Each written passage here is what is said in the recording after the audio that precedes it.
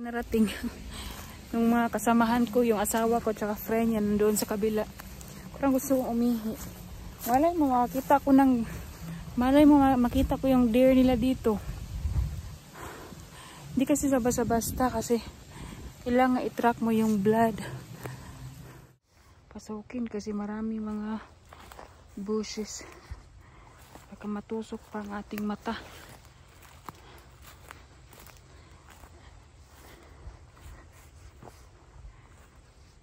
Sa ilalim guys, tingnan nyo, dito na ako sa ilalim. So walang deer.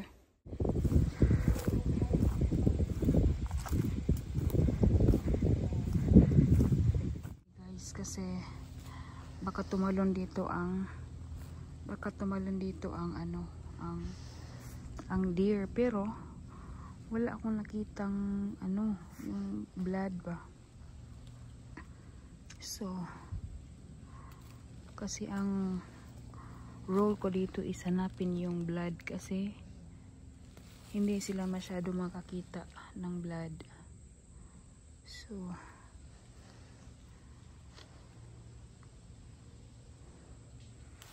yan ang bago naming nakita na blood.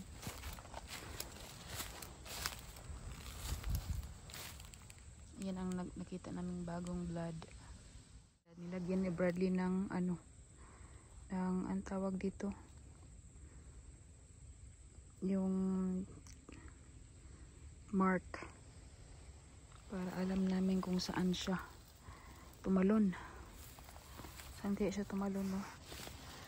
Ito naman parang siya, parang blood, pero siya, discoloration ng